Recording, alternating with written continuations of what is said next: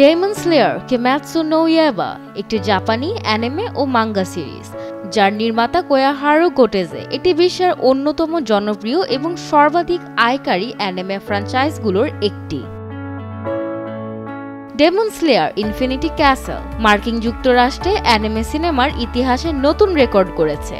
Sony পিকচার্সের একটি প্রতিষ্ঠান দ্বারা উত্তর আমেরিকায় বিতরণকৃত ডেমন স্লেয়ার ইনফিনিটি ক্যাসেল মুক্তির প্রথম দিনই আয় করেছে $33 মিলিয়ন, যা 1999 সালে ওয়ার্নার ব্রাদার্স প্রযোজিত পোকেমন দ্য ফার্স্ট মুভি এর $31 মিলিয়ন ওপেনিং উইকেন্ড আয়কেও ছাড়িয়ে গেছে।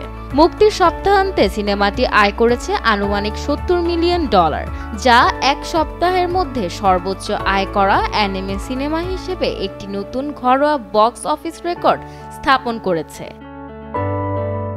ইনফিনিটি ক্যাসেল এখন পর্যন্ত ডেমন স্লেয়ার সিনেমা ফ্র্যাঞ্চাইজির সবচেয়ে সফল উদ্বোধনী সিনেমা হিসেবে স্থান করে নিয়েছে। এর আগে 2021 সালে ফ্যানিমেশন এন্টারটেইনমেন্টের ডেমন স্লেয়ার মুগেন ট্রেন মুক্তির প্রথম সপ্তাহান্তে আয় করেছিল $21 মিলিয়ন এবং 2024 সালে সনি প্রযোজিত Demon Slayer to the Hashira training আয় করেছিল $11.5 মিলিয়ন। এই দুই সিনেমাকে পেছনে ফেলে ইনফিনিটি ক্যাসেল হয়েছে ফ্র্যাঞ্চাইজির ইতিহাসের সর্বোচ্চ উদ্বোধনী আয় করা চলচ্চিত্র। ফ্যান্ডাগোর বিশ্লেষণ পরিচালক এবং বক্স অফিস থিওরি বিশ্লেষণ প্রতিষ্ঠানের প্রতিষ্ঠাতা সন রবিনস বলেন, গত কয়েক বছর ধরেই অ্যানিমে ঘরানাটিকে এমন একটি সাফল্যের দিকে ধাপে ধাপে এগিয়ে যাচ্ছিল। ডেমন স্লেয়ার কিমেৎসু নো ইয়াইবা শুধু একটি অ্যানিমে নয়, এটি একটি বৈশ্বিক ঘটনা।